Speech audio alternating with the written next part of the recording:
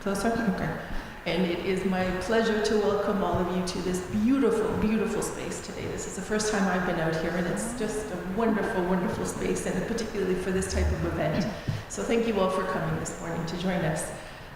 So I'm going to read a little bit here. This is our introduction to our events. So good morning, and welcome to all of you here at the Unitarian Universalist Society of Coralville, and also to those joining us via live stream, to the Iowa City Foreign Relations Council's program featuring Keith Porter, Sally Obernolte, and Deb Schoelerman, speaking on the topic of green architecture, building for the future.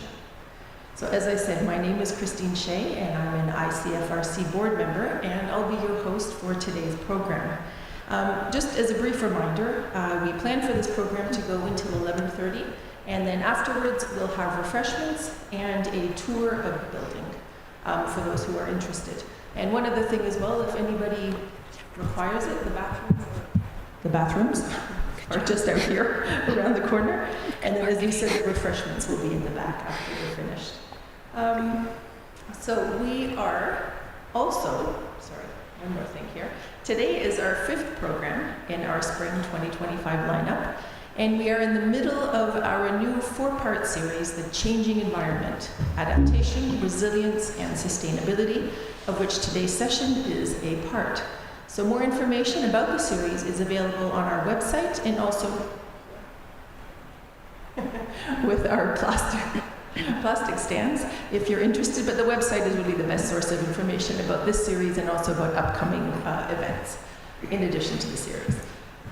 So we are deeply grateful for the long-standing support from our community.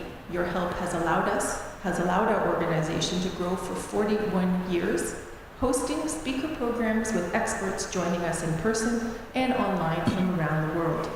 As a small nonprofit, we exist because of the generosity of individuals like you. As we head into 2025, opportunities for nonprofit funding beyond individuals is becoming more difficult as charitable organizations like ours face an uncertain future, especially when focused on uplifting research and stories advocating for marginalized, vulnerable, and international communities. Please consider donating by cash or check with the QR code, again, and on the website, to keep our free educational programs available over the next year.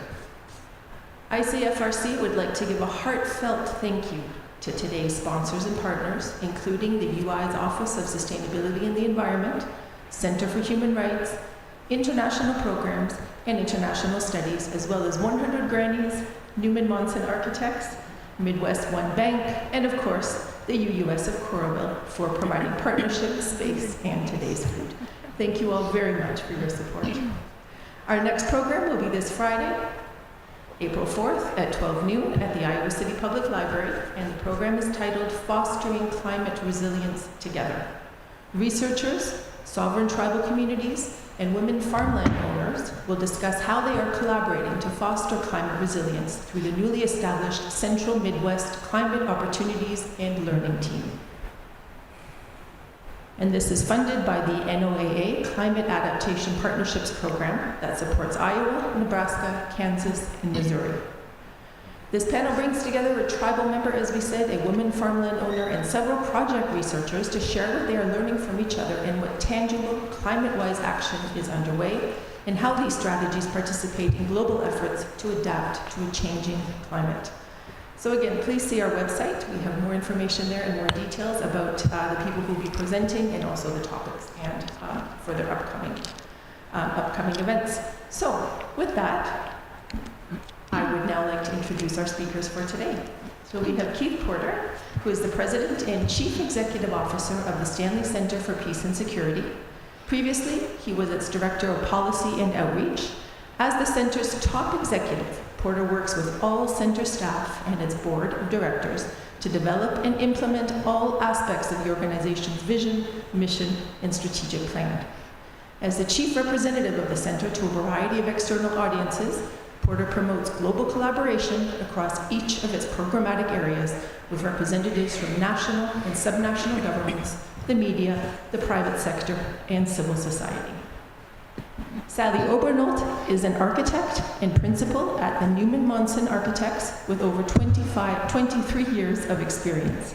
She served as project manager for the Stanley Center for Peace and Security beginning in 2020, guiding the project through one of the most ambitious sustainability frameworks in the world, the Living Building Challenge. Sally led client interactions and team collaboration throughout the project and has presented its story at local and national events. In addition to her project work, she leads the Neumann Monson's client experience team, reinforcing the firm's commitment to design excellence through empathetic, authentic engagement that challenges the status quo. And we have Deb Schoelerman as well, who attended the University of Iowa and graduated with a degree in Latin, Spanish, and secondary education. Yes, very close to my heart. I'm in the Spanish and Portuguese department as well. She taught Spanish for over 20 years and now interprets for the Iowa City School District. She and her husband have lived in Iowa City for most of their adult lives, and Deb has been a member of the Unitarian Universalist Society since 1981. She has served on the Board of Trustees 3 times, 2 times as president. And Deb served as a member of the New Facilities Committee from June 2015 through December 2018. And the committee's responsibilities included oversight of construction of the $6.3 million church. She currently chairs the land ministry team, whose responsibilities include management and oversight of 8.5 acres of woodlands, 3 bioretention cells, and other outdoor enhancements.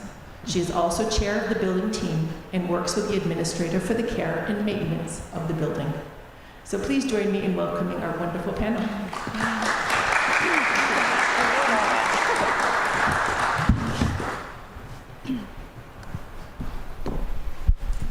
To get started? Sure, go ahead. If you would like to begin. Sure. Is this working? Yes. Okay. Keith, I think we might be sharing here a little bit. Okay. Yeah, thanks for having us, everyone. Keith and I are very excited to be here, talk about the Stanley Center and green architecture in general. So excited to see so many great faces in the room this morning. As we mentioned, we have given this presentation a number of times. It's usually actually an hour long, so we're trying to give you the condensed version today. Let's see if our slide advancer works. It does. Awesome. A little sensitive, so I'm gonna... Now I broke it. There we go. Oh, just likes to be a little finicky. Okay, hopefully it holds right there. All right, just a little bit about what we want to talk about today. We'll give you a little bit of a recap or a summary, I guess, of really what is the Living Building Challenge. That might be new to a lot of people. Then Keith is going to speak a little bit more about inclusive process and what really drove their priorities and their decision making. I'll jump back in then on the third part about what are some of those design strategies that we included, and then we'll both wrap up with some of the lasting impacts that we've seen so far with the project. Let's see if I can get this to advance correctly here.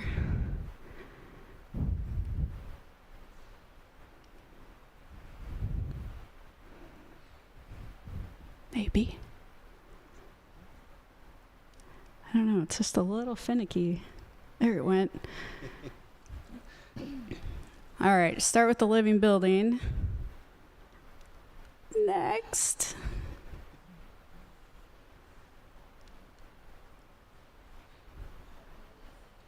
Yeah, maybe you'll need to. I might just have to let you know. It works, but doesn't work. And quite in a responsive way there. So thank you. So what is the Living Building Challenge? You'll hear us a lot of times refer to it as LBC in short, its acronym. But it comes from the Living Future Institute, and they define it as the philosophy, certification, and advocacy tool for projects to move beyond merely being less bad and toward being truly regenerative. So what that kind of means is some of you might be familiar with LEED as a different type of green certification process. And that typically would fall on this kind of graph on the screen, like within that green and high performance lines there on that graph, meaning obviously better than code, but we're still not quite 100% sustainable, right? And so it hasn't quite reached that neutral point on the graph there. So LBC actually aims to push past that point of being sustainable and become truly regenerative or being a net positive to the environment. So they like to say, or like to ask, what if every single act of design and construction made the world a better place? If we go next.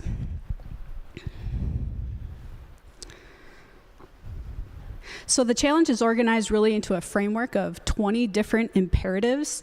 You might be a little hard to read on the screen there, but a couple examples are ecology of place, net positive water, net positive carbon, and so on. And then those imperatives, they organize them into 7 different categories, and they call those categories petals. And those petals are place, water, energy, health and happiness, materials, equity, and beauty.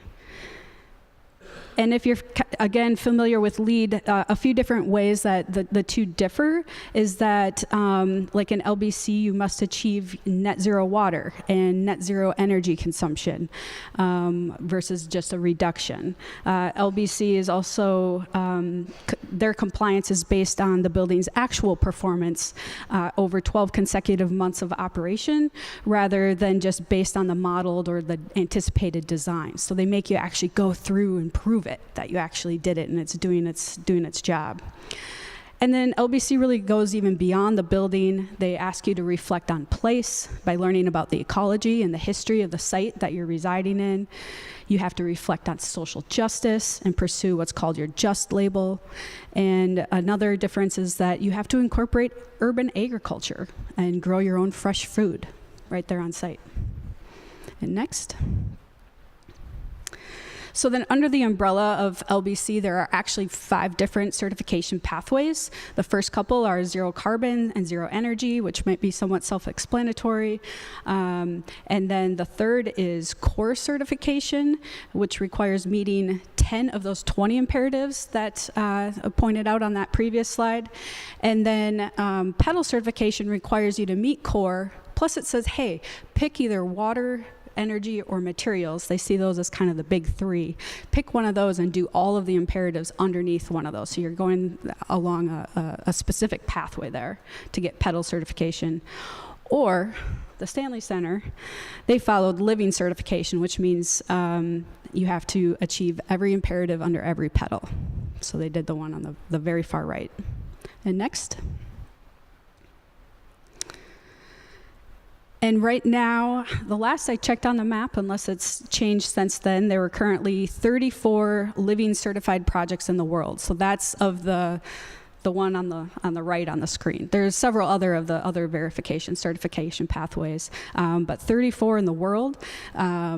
Stanley Center would be the first full living certification in Iowa.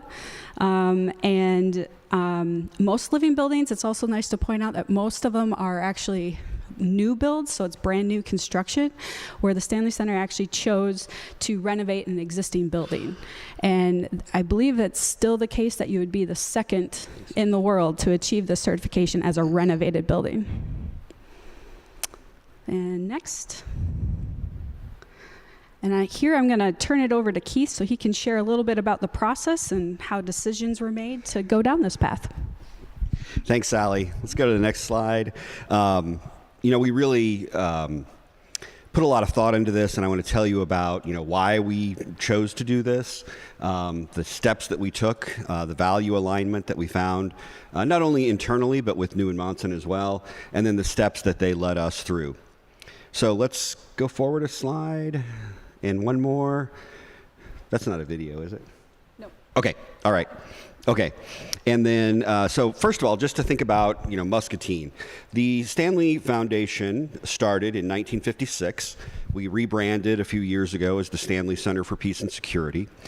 Our organization, really, I could give you long history of this organization, but you can go read our website and learn about Max and Betty Stanley and, them coming to Muscatine and the businesses that they formed.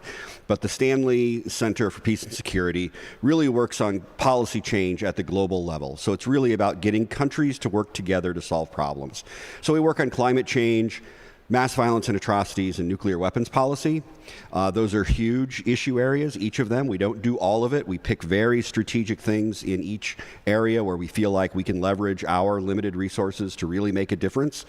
And it really does center around multilateral or multi-stakeholder engagement, so getting countries to work together to solve those problems. Now, you may wonder, why do this from Muscatine? And that's a question that we've had for ourselves for a long time.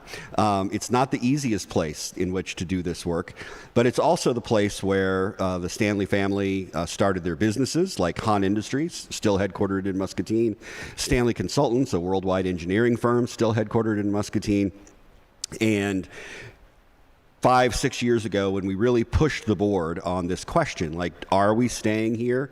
Are we moving somewhere else in Iowa? Are we moving somewhere else in the country? They talked about this for a long time. None of them live in Muscatine anymore, by the way. But they really decided that the roots of this organization were in Iowa.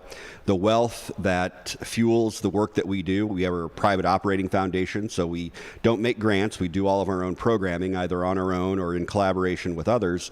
And we operate from an endowment that was established by Max and Betty back in 1956, and it's continued to grow and grow. And they said, that wealth was generated in Muscatine, and therefore it should continue to be a part of that economic ecosystem and give back to the community there. And we said, great, we can do that. But we need to make some changes. And one of them was to create a new headquarters.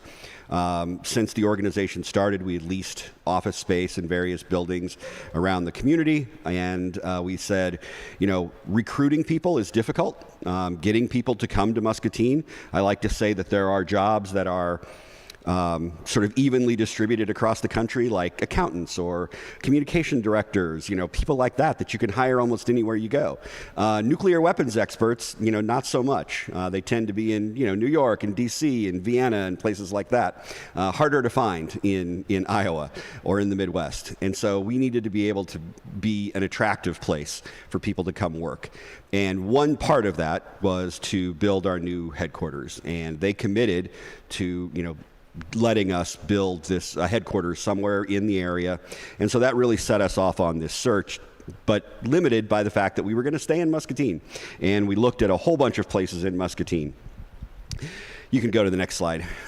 Next, one of the first things I did was contact a search for architects, and that meant that I talked to a lot of other organizations that did major building projects, like the Principal Financial Group, the University of Iowa, in Muscatine, HNI, the Hahn Corporation, and Kent Industries, to talk to them about who they were using and who they recommended. And that generated a short list, which we narrowed even farther. And you can go to the next slide. Yeah. No, go back one. Yeah, so we had one major firm in the area come and talk to us one day, and they gave a great presentation, really blew us away with photos of the amazing buildings that they've done, all over the Midwest. And they were very enthusiastic. And even at the end of that meeting, I said to my colleagues, well, maybe let's just cancel that meeting with Neumann Monson tomorrow. I mean, why do we need to do that? These guys are great. We want to go with this firm. And they said, no, they often have to rein in my enthusiasm. And they said, no, Keith, let's go ahead and listen, it's our due diligence. Let's have Neumann Monson come make their presentation. And Neumann Monson came in with a values-based presentation that was very appealing to us. They actually had a slide, I don't know if this is the same one or not, but they had a slide like this where they looked at our visions and missions and how they aligned. They looked at our core values that we had on our website and showed how they were in alignment with our core values. And that really spoke to us deeply. We're like, oh, yeah, this is really what we want. We want people who share our values. So that was really meaningful to us, and we ended up going with Neumann Monson. So you can go to the next slide.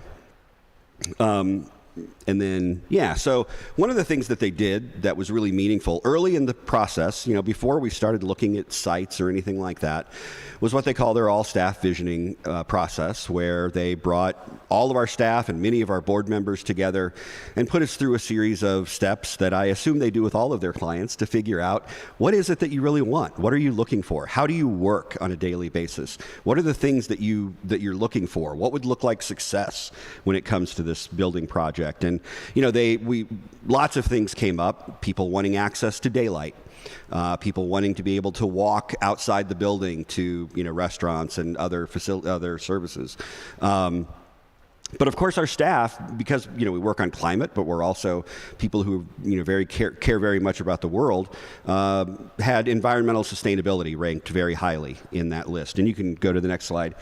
And Neumann Monson came back to us and said, well, one of the things that we could do is to pursue certification, so that we can show the world that you've actually created an environmentally sustainable building. And they walked us through lots of different options. Sally showed you all the ones that are within the International Living Future Institute's realm, but then all these other ones, the LEED certifications and the WELL certifications and those kind of things. And all the way out here at one edge was the Living Building Challenge, the full certification. And that was just very appealing to us. I think if one of these... Yeah, one more slide. You can see how we went through a series of votes and trying to gather opinions in some online immediate surveys. I think during the process, and you can go on to the next one. Ultimately, we chose the Living Building Challenge, and it's been great. You can see on this slide that this is something that comes at a premium. This isn't just this was not necessarily an easy decision. If you see at the bottom of the slide there, those numbers, if we just did sort of the baseline construction, what it would cost, per square foot, and then you see, how much it goes up going for the different certifications, all the way up to a 23% premium to pursue the Living Building Challenge. And our board said, yes, let's do it. Let's do this. So we started looking at buildings. We looked at, I think I personally toured 20 or 30 sites around the area. I think we did an analysis of maybe a dozen. 12 to 14, yeah. And we really came down to two potential sites. Am I going too far here in my presentation, Sally? No, I think it's good that you're talking. Okay, so we had, as Sally said, lots of people want to build a new building, and we had a green space downtown that we could have developed. But then we also had this building, which was the Musser Public Library in downtown Muscatine. H&I had recently moved to a new headquarters, designed by Neumann Monson, and left their old building to the city to become the new library and new community center. And so the former library, which in various iterations had sat on this site for over 100 years, was vacant, and it had sat there for about 3 years with no one really interested in buying it. There were some issues with the building that needed to be dealt with, some challenges. But looking at our values, we said, renovating that building would have a bigger impact on the community than building something new on that green space. And so we decided to purchase the library building and move forward from there. So so then we went through more work with Neumann Monson, going through the Living Building Challenge processes. One of them was this biophilia workshop. We had never done this before. I hadn't even heard the term before. But it was really about learning about what this place was. You can go on to the next slide. We lined up guest speakers to give us, context about the people, the culture, the place. We were very interested in indigenous populations that had formerly been in this space. We were interested in other parts of that history. You can go forward to the next slide. Part of this was, oh wow, there's so much on there. Remember, we were doing this during COVID, and we used lots of online tools in order to hold these workshops and capture this information. 8-hour workshop online. Yeah, 8-hour workshop that we all had to do online, like all of us from various places on Zoom. Yeah, you can go to the next slide.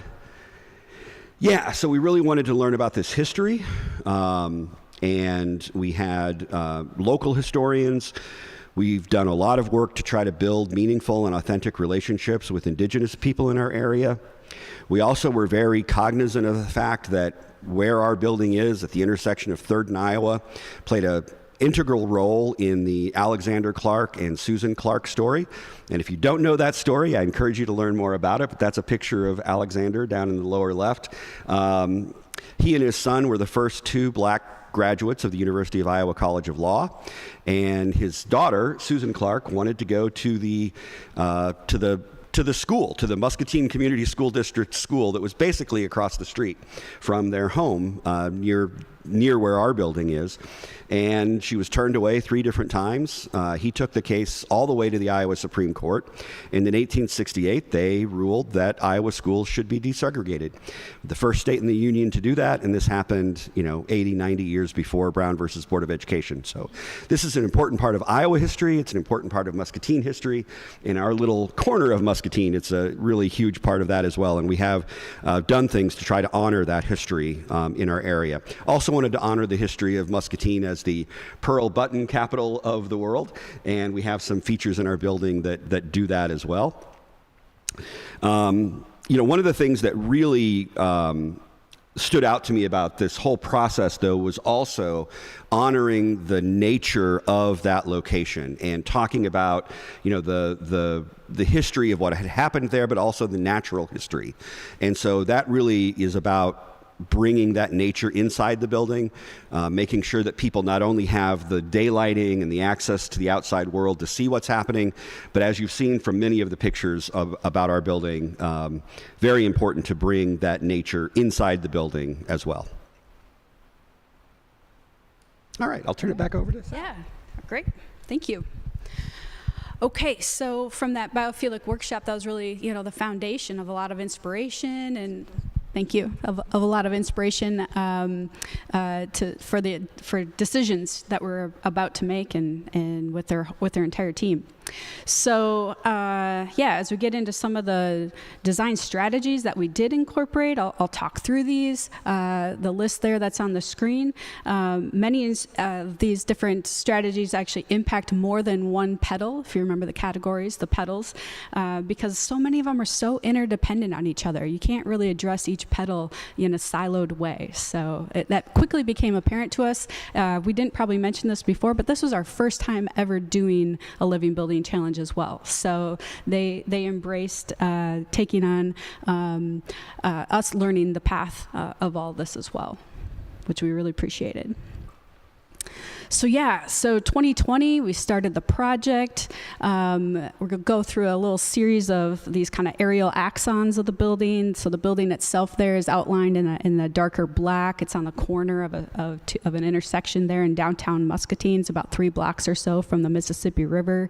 If you can see the light blue lines kind of running at a diagonal, that's an old storm sewer tunnel that's located directly under the floor of the building, like literally directly under the floor, not several feet down, but it's kind of a whole long story in itself. But it definitely presented some challenges to us along the way, and is remnants of an old creek bed that used to run through this site that they ended up burying at one point in time. But the building itself, it has what architects would call a really deep floor plate, meaning there's not a lot of, there's a lot of spaces in the center of the building that aren't very close to the exterior walls. It's got a lot of solid walls and really not much access to daylight. And we wanted to create a stronger connection really than to the outdoors. And for LBC, we knew we had to have 95% of occupiable spaces to have access to daylight. So 95% of the spaces needed access. So that was a challenge to overcome. And we also needed to find a home for urban agriculture. You know, we're in an urban site here. We don't have really any land around it. Where are we going to start growing food? So if you can go to the next. The solution ended up to be to actually carve out a portion of the building and create a courtyard within the building itself. So that courtyard serves as a space for most of our agriculture, urban agriculture.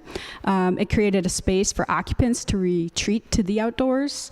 And really putting this courtyard in ended up being one of the most instrumental design strategies that impacted so many things and really helped us to meet many of the LBC requirements we needed to meet. And go next. An example here is the courtyard allowed light to penetrate deep into the space then, because now we've put this daylit hole in the building, right? And then to the side of it, there's actually this 2-story volume that already existed in the old library space, right? There's like this 2-story atrium space. So that was already there, and that was an internal space. So we said, well, what about if we put skylights in there? And now we have all this daylight that's flooding into the center of the building in all directions. And then those strategies helped us get to that 95%.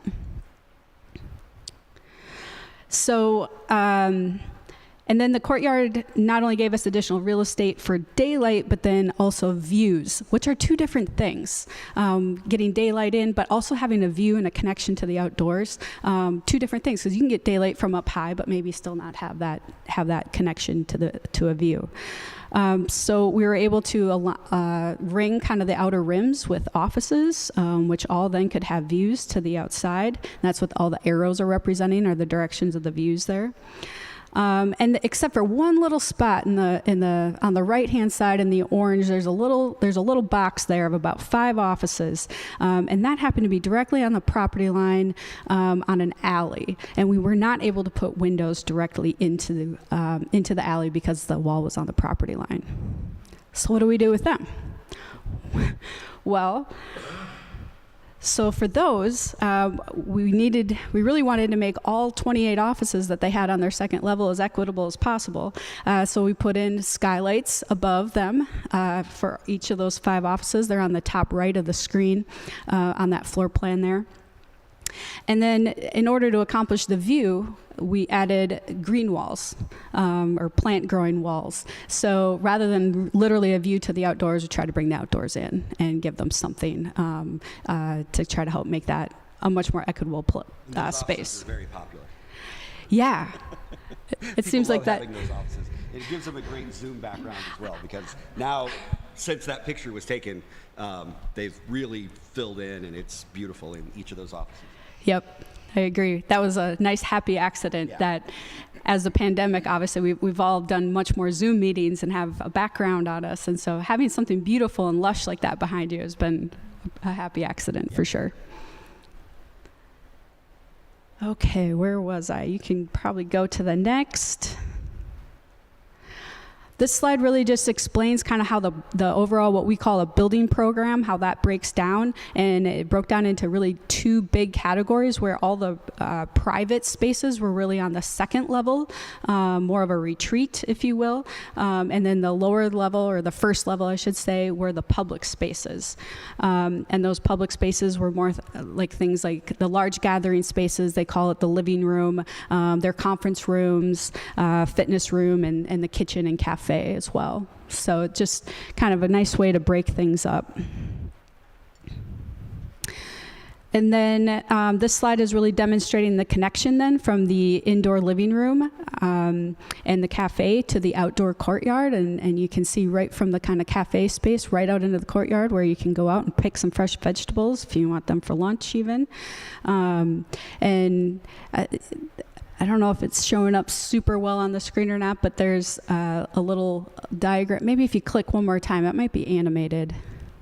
There it is. keeps coming there. So that's kind of where that old storm sewer tunnel was bisecting our building. And again, it's kind of a long story, but it literally like pushed the floor up in some parts of the building. And so it was this kind of unique thing we had to work around and figure out how can we actually exit out into the patio, and how can we keep everything ADA accessible without having steps and having to climb over different elevations of things. So it worked out well, but it was a unique challenge. You can see down in the lower right-hand corner, there's a weird little angle kind of cutting right through the urban agriculture garden there, and that happens to be the top of that storm sewer tunnel cutting right through the building. And if you go next. And we were able to meet most of the urban agriculture requirements within that courtyard. There are guidelines that you have to follow for how large your building is, requires how much square footage of growing area you need and things. So most of it was outside. We did bring a little bit of it inside as well. So it's located in the living room, just around the corner from the cafe space.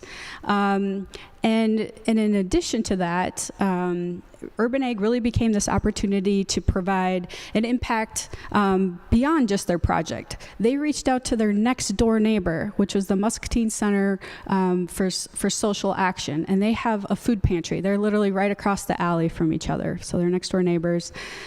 And they asked them for input on the crops and things that they would grow there. So now the Stanley Center shares their harvest with them on a very regular basis. It sounded like they definitely wanted a lot of they're a lot of times short of herbs and those kinds of things at the food pantry that they really wanted. And I might say that I think you found that you grow a lot of food in that little amount of area.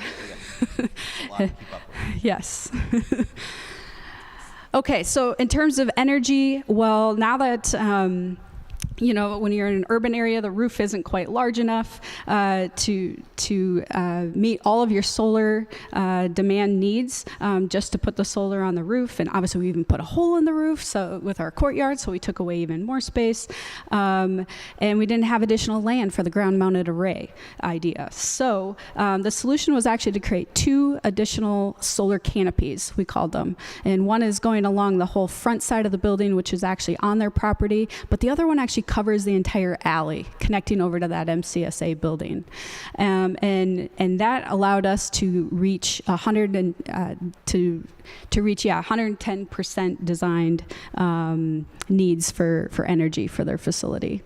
And the added bonus was the canopy over the alleyway created a little bit more of a sense of space in that alley, because that's also where all the patrons of the food pantry would queue up and line up every single day. So it gave them a little bit more protection there. And next, water. We had to collect all our water on site and, really be our own water supply. So all the water is collected from the roof as well as from those canopies. So that was another added bonus of those canopies, that was more surface area to collect water from. So the water is then stored. It's get collected off the roof. It goes through a main filter, and then it gets stored in those 2 large cisterns that are strategically located on the very front of the building. And then the potable water then goes through a treatment system located inside the building, adjacent to the cisterns. And then there's non-potable water that's used for toilets and for all the irrigation. And there's overflow then that is also collected in a bioretention on the south side of the site, and it flows below this outdoor entry plaza, which is along that symbolic kind of path shown by the pavers there. So there's literal water flowing underneath there. And then a little bit more on water regarding the wastewater. We weren't able to effectively treat all the wastewater on site. So once again, we reached out to those neighbors at MCSA. And LBC happens to provide an option called hand printing.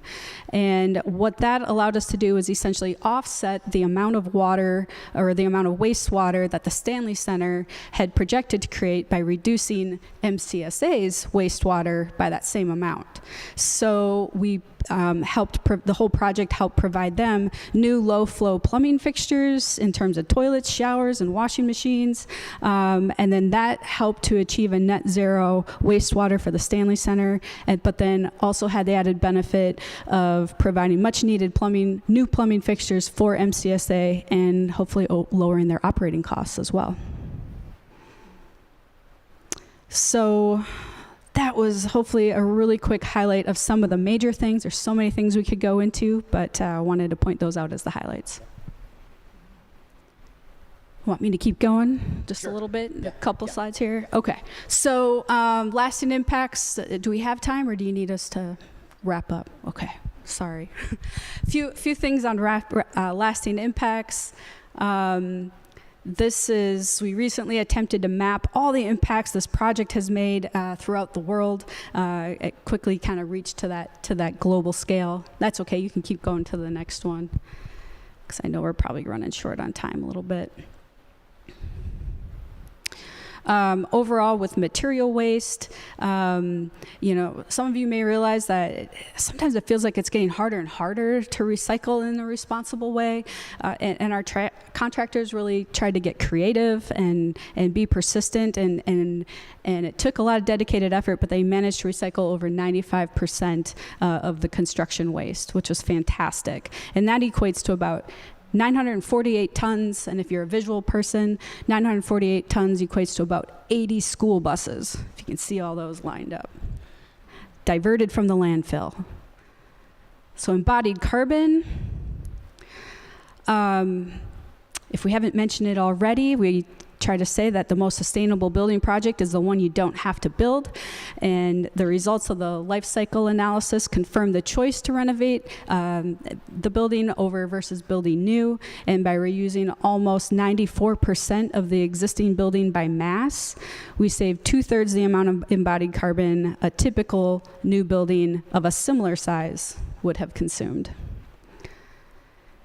And this is probably a complicated little graph sometimes to understand, but it's just reinforcing basically what I said before, that after even further analysis and calculations that once you consider even the new materials that sequestered carbon within them, we were able to achieve a carbon net negative outcome.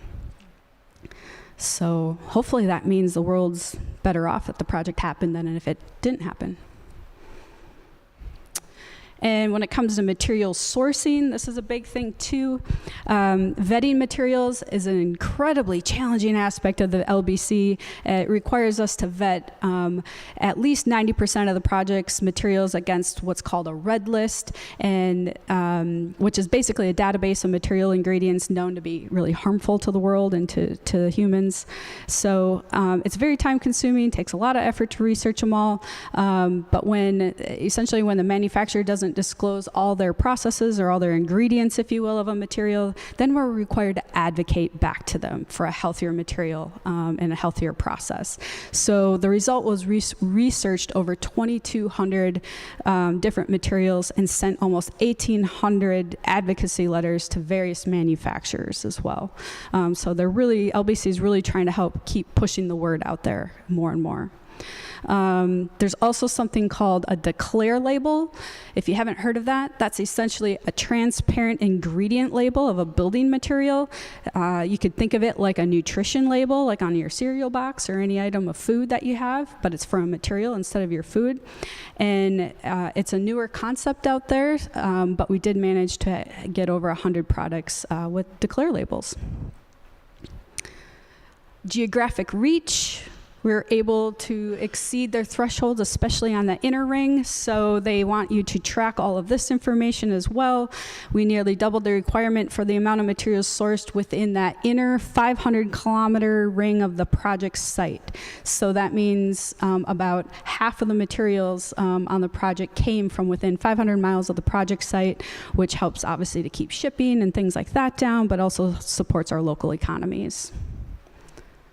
We can keep going.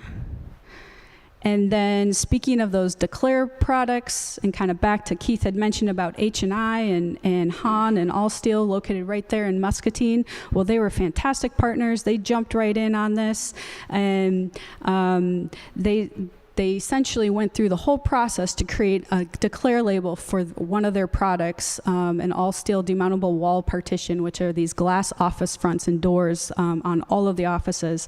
So they created a declare label inspired from the Stanley Center project, but now any project in the world can use that, right? So it's there and good and a healthy state for everyone. So that's a ripple effect. And I think here I'm going to turn it over to you, Keith. I think you've probably already picked up on this idea that, employing green architecture as a shorthand is really about more than just the building itself. It really is about all of these other factors, including the social justice aspect of this. So one of the things that ILFI, the International Living Future Institute, runs is this just label process. This is really sort of a nutrition label for how your business is doing its work, how it's treating its people, how it's doing its recruiting. The label is broken down into a number of various components under the categories of diversity and inclusion, equity, employee health, employee benefits, stewardship, purchasing and supply chain, and underneath those there are various metrics as well. So you wouldn't normally think about this in a typical building process. In fact, anyone who's not doing a building can go to the site and do a self-assessment on how you rate against these metrics. But we found this to be really important because we've always wanted to be a leader in benefits as a way of attracting people and as a way of, preserving the dignity and respecting the humanity of our staff. But we didn't know exactly what good looked like. And what the Just Label people say is, in their manual, this is what good looks like. And so it's been really, really helpful to set standards on things like, what should minimum pay look like? What should gender pay equity look like? Like, what's the standard that we should be achieving? When we're promoting the physical health and well-being of our staff, what are the things that we need to do? What are the policies we need to have in place? What are the benefits that we need to have in place? When it comes to stewardship and giving back to the community, what are we doing when it comes to matching charitable donations and providing people with time off to do volunteering? So now we have this manual that really provides that standard. We did a label under Just 2.0. Now they've moved to Just 3.0. Any project like this requires at least 2 of the principal partners to have completed their certified Just label. So Neumann Monson did theirs. They've moved to Just 3.0. We've been working on moving to Just 3.0. It's a much higher, much more stringent standard. So it's really good, but it's taking a lot of work to make sure that we can get there. And we also asked anyone who was involved in our project to do a self-assessment. So just imagine, a firm that, a contracting or a subcontractor that, was providing some service to this project. We're asking them to do this self-assessment. They've probably never been asked to do that before, but it actually made them think about, what does their gender pay equity look like? How does their medical leave or their vacation leave stack up against industry standards? So it really forced them to, at least for a moment, stop and think about those things. And I know that many of those companies have said they really appreciated that opportunity to do those things. So I highly recommend people go look at the Just label because it's amazing just to have those standards all in one book. We can go forward on the slides. One of the things that's hugely important, not just to us, but to the project and to the Living Building Challenge, is our connection to the community. And how do we continue telling this story? So we have all kinds of events and tours. It's amazing working in a building that is basically a tourist attraction. So I'll be sitting there in my office and a group of kindergartners will walk by my glass-fronted office. And that's just incredible. In fact, over the next 2 weeks, every kindergartner in Muscatine will tour our building. And we've done that every year for the last couple of years. Literally an excursion. The American Cruise Lines 2 years ago started this cruise down the Mississippi River, up and down the Mississippi River. They chose Muscatine as one of the stops for the cruise, and they chose our building as a premium tour. So people are actually paying extra. We're donating that money, but they're paying extra to come tour our building. So that's fantastic. In that middle picture there, you can see that we installed a window into the service part of the building so that they can actually see how the water treatment works there. Hand printing. Sally mentioned how we got new washers and dryers, plus the shower and toilets for MCSA. And then on the next slide, yes, the food, the urban agriculture is important, but it's important for the community aspect as well because we're donating that excess food. The middle slide shows these, what are they called? Splash guards? Backsplash, that's what it is. In our kitchen area, those are made from pearl button shells. It's the blank that's punched out of the shell before it's actually turned into a button.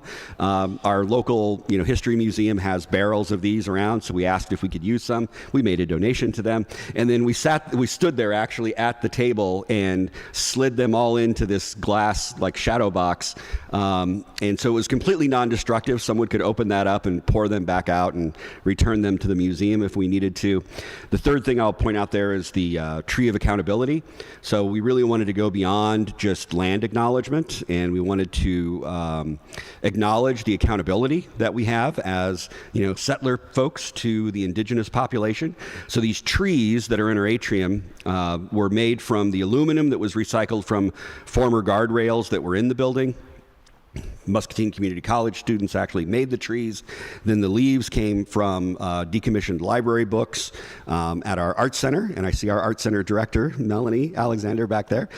They organized folks to come in and actually cut out the leaves, paint them green, and then we gave them to lots of different folks. We collected comments from indigenous people and from settlers, and if you look at the trees and you see the comments, you'll see it's really a conversation about what that accountability looks like and what expectations are on both sides. So it's been a great way to actually build that relationship. And one of the things I tell people about this building, sort of one of the unspoken or more informal ways that I wanted to judge the success of this building was when we brought people in to interview for jobs.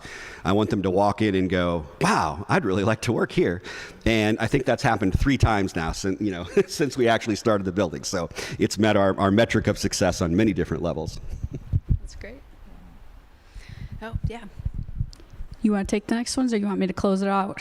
I think they probably want to move out either way. Okay. Yeah, I do want to encourage people to look at our website because if you go to the next slide, you can see that we have just tons of materials on there, videos about the project. There is a 3D interactive tour. You can actually walk through the building, as a 3D tour like you can if you were buying a new house. So the videos are there. We have these books. Healing Ground, Living Values, a book about the project, includes a lot of history about the organization, but also much of what we've shared here. We had a CBS television program, America by Design, that did a program about our building, a segment about our building at least, and then a lot of advocacy out in the world. If you go to the next slide, you can just see that we've been at the International Living Future annual conference. We've done presentations, the American Institute of Architects conferences, and then all of these other things that we've done to try to continue to tell the story of our building. So really, this is, ultimately, we like to say that this is, it's really about the people occupying the building, and, those people are really thrilled with their new space. People say they're eating healthier, they're, taking advantage of the food that's grown on site. We have the fitness center on site. We have internal messaging channels where people can talk about, the building itself and what's working, what's not working, what needs to be done, but also sharing information about butterflies that have shown up and the bees and the rabbits that we see running around outside our building. So it's really, it's been quite a journey for us being, formerly hidden up in the upper floors of office buildings and things like that, and now being in a prominent location in downtown with a big sign on front that says the Stanley Center for Peace and Security. So that's been a big change for us as well. We do have public tours on the second Tuesday of every month, but of course, if you contact us, we are more than happy to accommodate whatever your needs are for coming into the building and seeing what we've done. Yeah. That was great. They probably want to move us along. Yeah, thank you.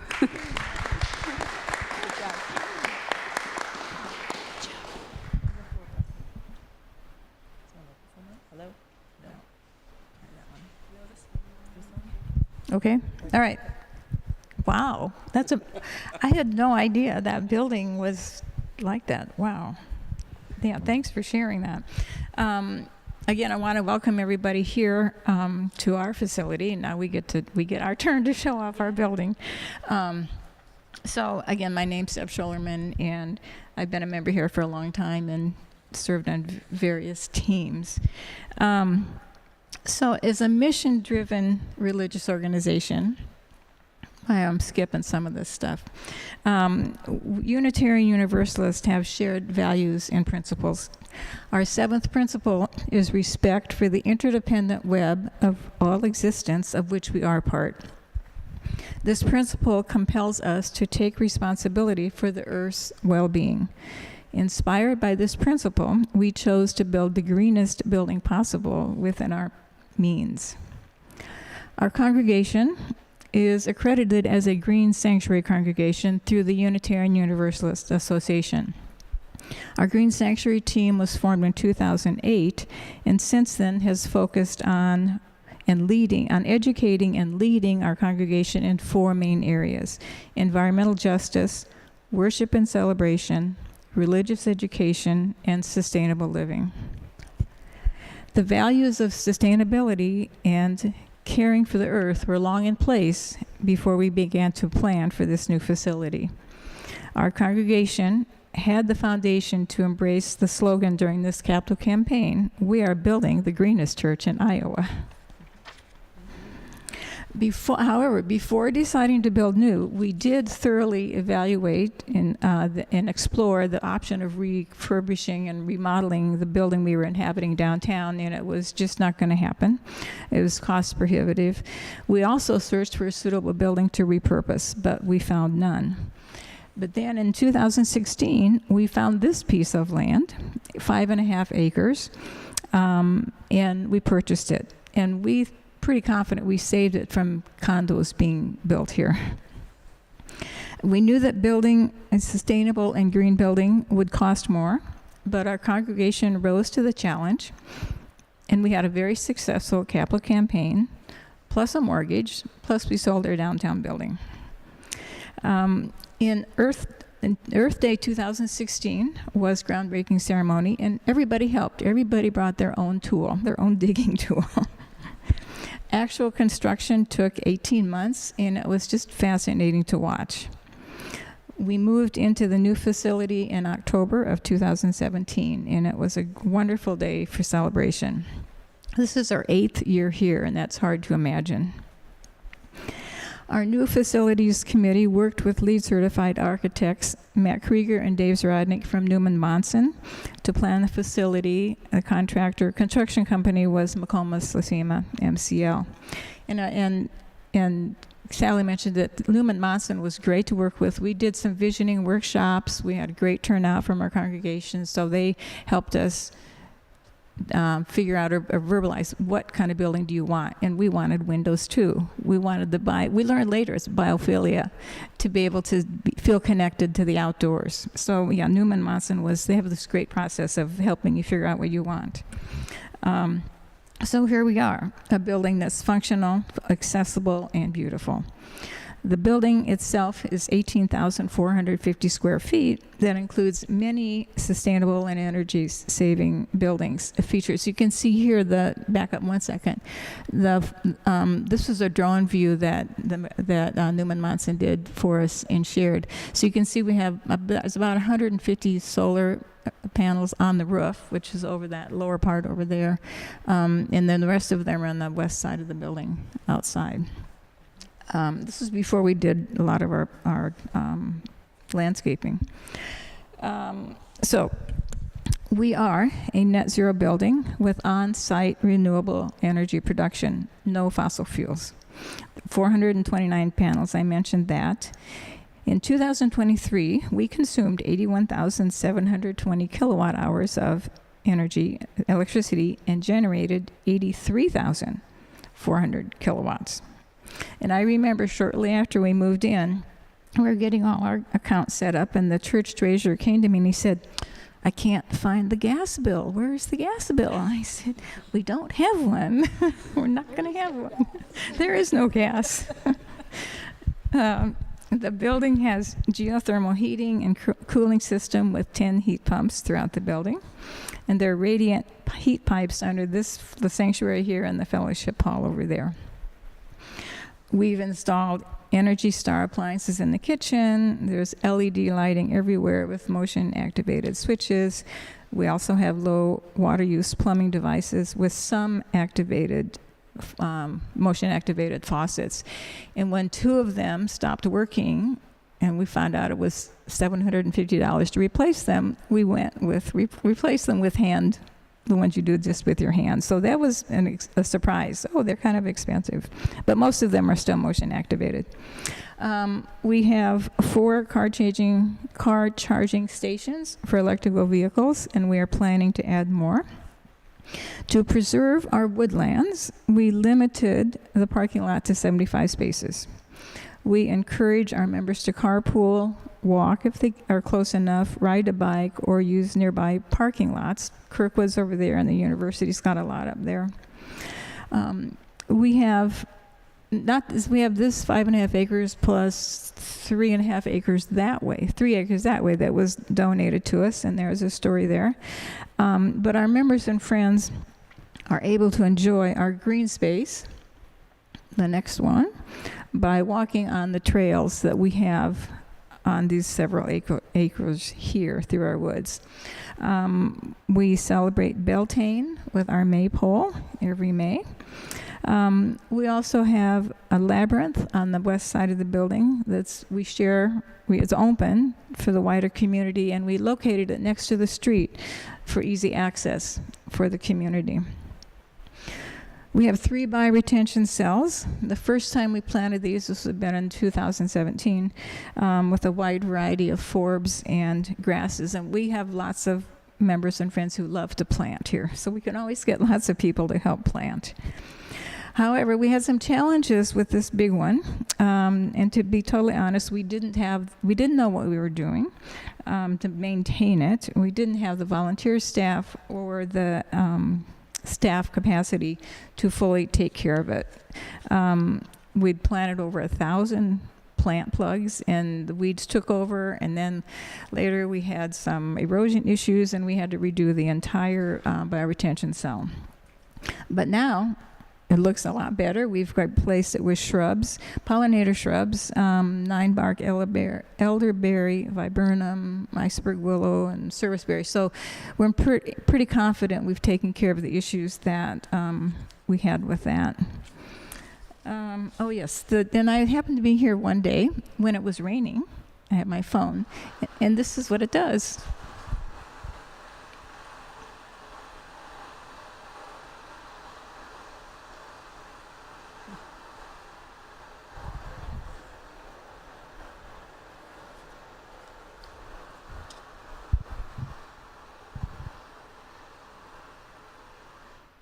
So that's what it's supposed to do, and it does it. And it filters the water that comes off the roof and off the parking lot, and filters it before it goes down to the tributary to Muddy Creek down the hill. We also replanted bioretention cell number 3 out here because, again, we learned how to take care of it, and now we have prairie drop seed and little blue stem.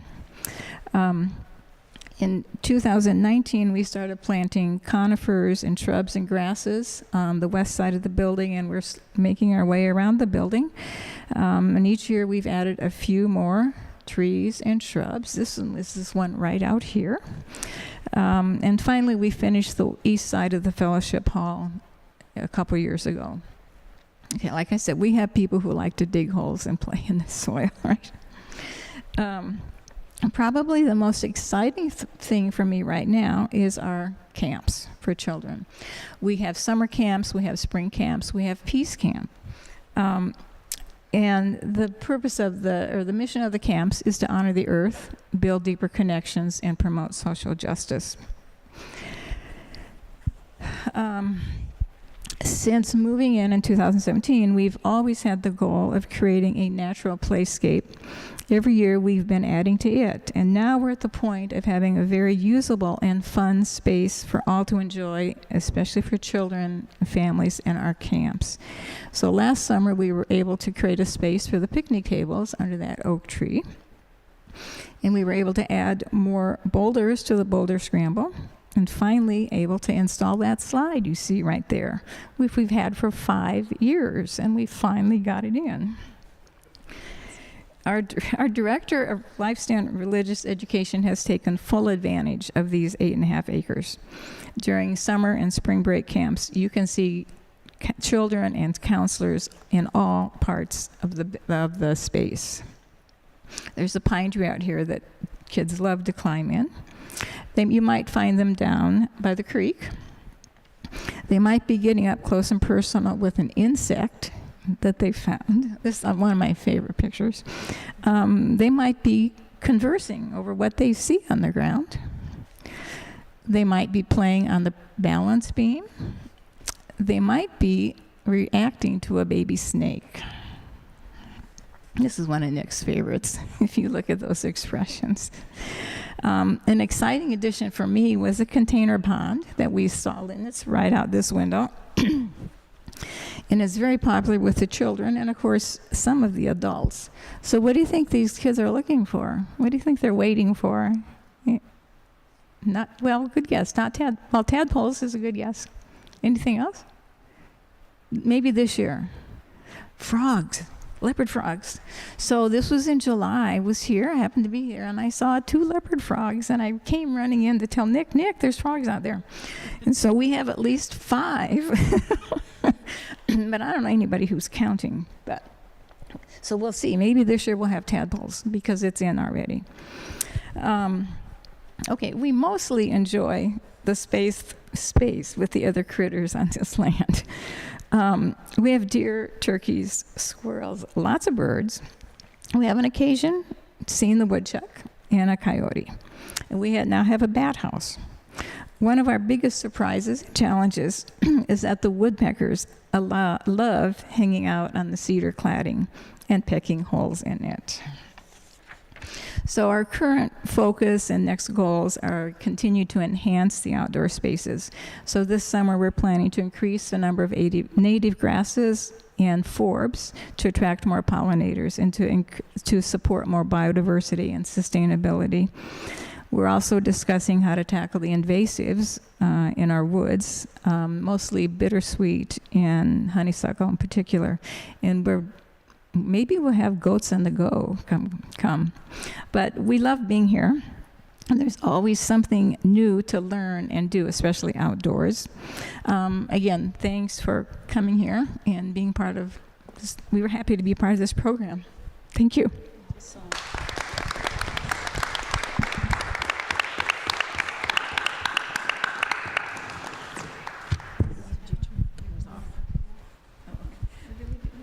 Hello? Oh, it's okay. This one's on. All right. Well, thank you very much, Sally and Keith and Deb, for your wonderful presentations this morning. We learned a lot. I know I did. These are many topics that I'm not personally very familiar with. But one thing, I'll just make a quick comment, and then we can actually open it to all of you for your questions and comments. One thing that I was thinking about during your 3 presentations and our conversation was this idea of, I'm going to step down so I don't fall.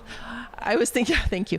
I was thinking about sort of the difference between the way that, particularly here in, say, North America, we think about this idea of space, and then thinking about it instead of space, but thinking about it rather as place. And I think that is something that came through very, very strongly in all 3 of your presentations this morning, in the sense that we're not just sitting in a space, we are living in a place. And if we could sort of shift our perspective in terms of what's around us and think about it more broadly as placemaking is a term that comes up a lot, but in terms of a place to be, in terms of a place to thrive. And to thrive, we don't thrive alone. We thrive in conjunction. We thrive together with others. So I think the message I guess that I would take home probably from this today is the idea that we're not alone. We are all together. Everything is connected. And instead of thinking about, the little house that I'm going to go home to in downtown Iowa City after this, thinking of it rather instead of just a space with 4 walls, but thinking of it rather as a place and as a community place, I suppose. So I guess maybe on that note, we can open it up to all of you to see if you have any questions or just comments, if not even questions. Yes, please. And if you could just do us a favor of introducing yourself and then your comment. Thank you. My name is Lydia Skrenikova, and I teach environmental science at Iowa State University. And I was wondering if you can tell us a little bit more about the work you're doing at Stanley Center. Yeah, I mean, just real briefly, I could talk forever about this, but, you know, like I said, we work on climate change, nuclear weapons policy, and mass violence and atrocities. Those are our three big global challenges that we want to tackle. Those are very broad areas. We can't do everything. We're very specific about the policy change goals that we have in each of those areas and the work that we want to accomplish. In addition to that, we have a program that works with journalists and media to increase their knowledge and exposure to the issues in climate, mass violence and atrocities, and nuclear weapons policy. And then we have a global education program that we run in Muscatine, where we do all kinds of things, including sending teachers on overseas study trips, sending students to model UN conferences around the world, doing exchange programs, providing materials, resource material for teachers in the classrooms, and doing community programming as well. So that's the broad spectrum. When you look at the work that we do in global challenges, you know, if we're talking about nuclear risk reduction, which is something that we are working on right now, that would involve a number of conferences that we organize, both in the United States and overseas. It would involve commissioning research, and it would involve creating networks. It would also involve creating networks of organizations that are interested in that topic that may not have seen themselves as being in affinity with each other before. And then also we have something in that area, in that space, called the Accelerator Initiative, which is for young women professionals in the area to make sure that they get just some extra advantages in advancing in that field as well, by commissioning them from research, making sure they have access to our conferences and to mentors in the field. So it's just one example of the kind of work that we do, and we do that in each of our global challenge areas. I don't know, does that answer your question? Okay, great. Thank you. Yes, Thijs. Hello, I'm Thijs Winkelblack. Thanks for your presentations today. And I'm glad that we'll be able to share it with others, because I'm thinking of a lot of people that I know that would really have appreciated hearing what you shared with us today. I really liked the slide where you talked about the increased square footage cost. I think it said 23% greater cost for the project that you went through, the living building certification. It's super cool. I'm wondering, from an architecture point of view, or being in the field, you know, obviously the Stanley Center has taken a major leadership role in helping promote these types of practices, as has the UU. How do you see that? You talked about some of the, I can't remember the sort of the labeling that helps get improved. You know, do you see this as also, have you seen an evolution in having this be more accessible to people who don't have the plus 23% budget to, you know, to try to obtain these types of green building practices? Yeah, great question. And I would say those increments and cost increases too are very specific to that particular building. So that can very much change and has to kind of be studied for your particular space. But it gives a general idea of, you know, you get the feel of what the incremental differences are, right? Yeah, the Stanley Center is absolutely something to aspire to. Right? Use as they're certainly a catalyst for broader change. And we see a lot of people that are interested in it, or certain aspects of it, or we've had a number of organizations reach out recently more on talking about the LBC and how can this be kind of adopted as some guiding principles for them, for master plans, or for just how they are operating within their organizations. And knowing that you have to kind of incorporate this as a sense of scale for every organization, right? One of the things I like to say when we start working with anyone is, and that was part of our very first workshop with them and how we got to LBC with them, is, well, what does sustainability mean to you? what does it mean to your organization? Because it doesn't mean the same thing to everyone, and not everyone has the same resources and the same means either. And so we work through that to figure out how can we attain what it means to them, as well as set them up for future aspirations if they can't handle that right now. I don't know if that helps answer. Yeah, I mean, I would say this was a way for us to use our privilege, because we could do it. We weren't going to be moving again, so, let's go all in on this. Also knowing that we would be pioneers, that, we would be sort of blazing a trail that hopefully it would be easier for others to follow after that. And we've seen some of this happen. I can't remember the name of the company that did our roofing material, but this was a big deal. They had to start up another production line to do it, but now they're making that material. It's going to be cheaper for the next people to buy that material. They actually sent a camera crew to record it being installed because it was so new, but it won't always be like that, and the price will come down. And then another ripple effect that I love to talk about was our contractor, Graham Construction, was just so good in working with us and helping us meet these standards. So 95% of the material had to be diverted from the landfill. Most of that was concrete that was taken out of the old building. And they had always just taken that to the landfill. I mean, that was just their regular, normal mode of operation. So they had to find a place that would take it. And now they say, well, we're going to do that with all of our projects now, right? So that's a ripple effect that hopefully by doing a little bit of that premium, we're actually having an impact on other projects as well. And just to add on a little bit about the Declare label, I think you were mentioning the labels and things. We are seeing more and more Declare labels come to be. We regularly have what we call lunch and learns, where it's product reps coming into our office, educating us on their materials all the time.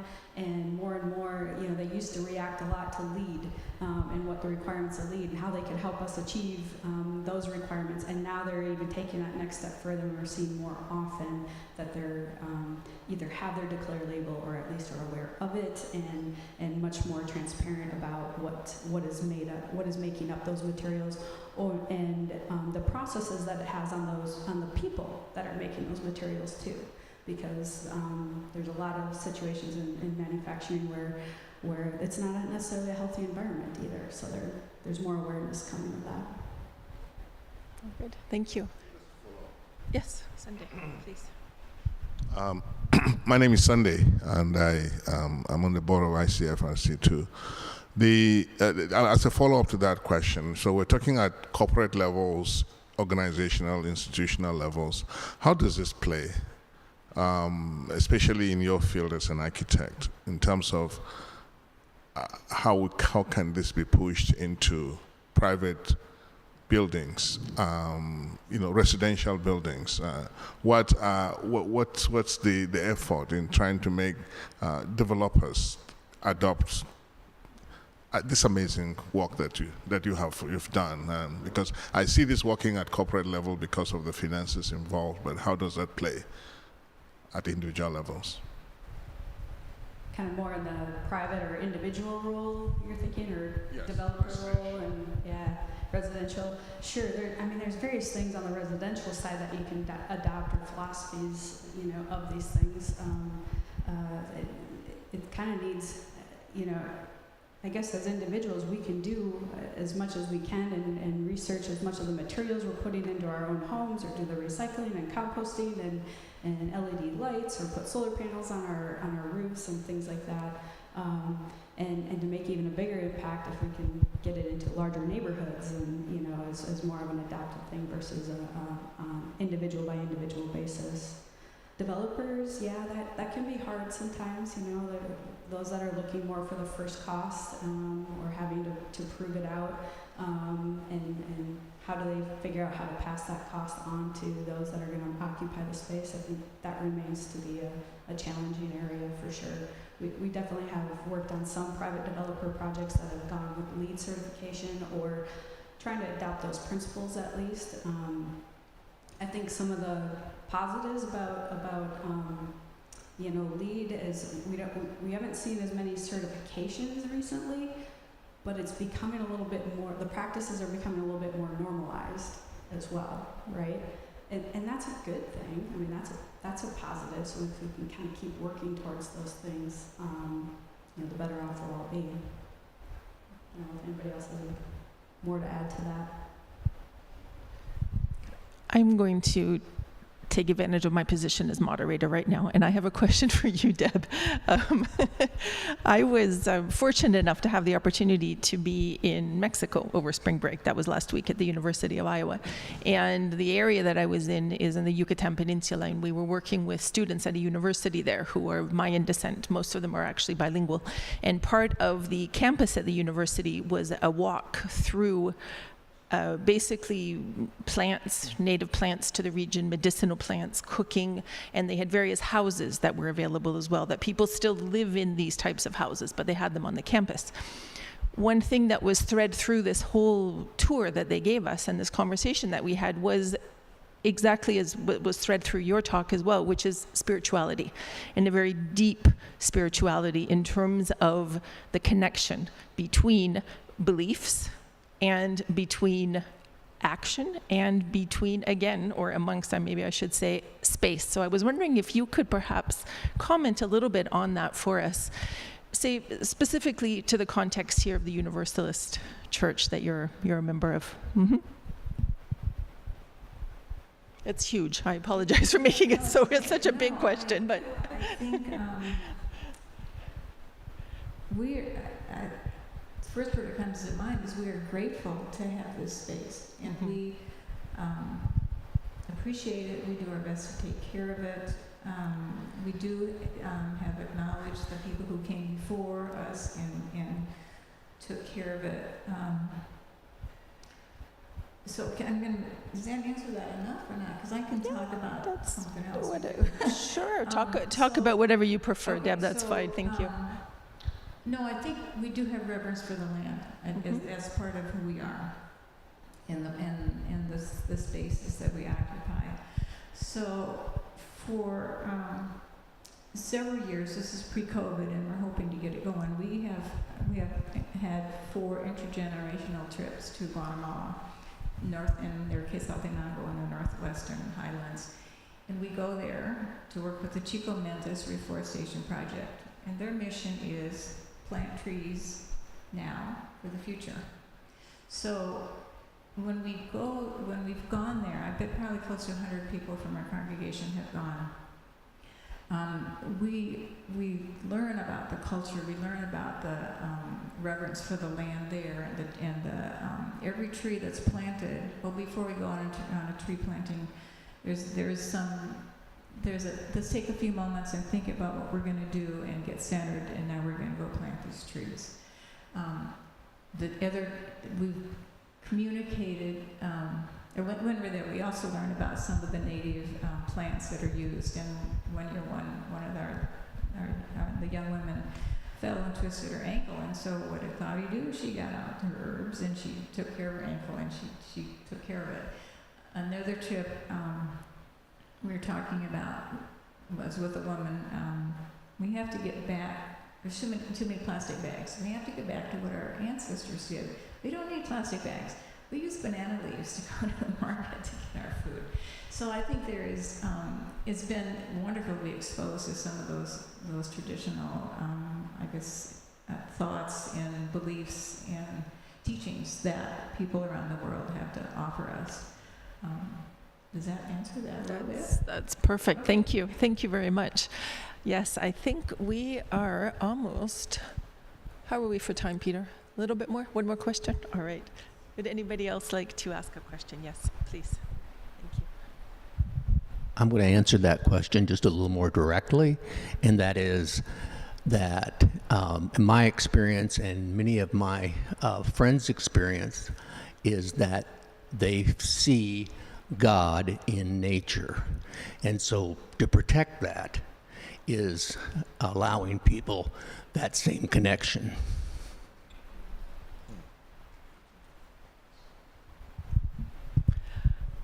That might be a good place to end.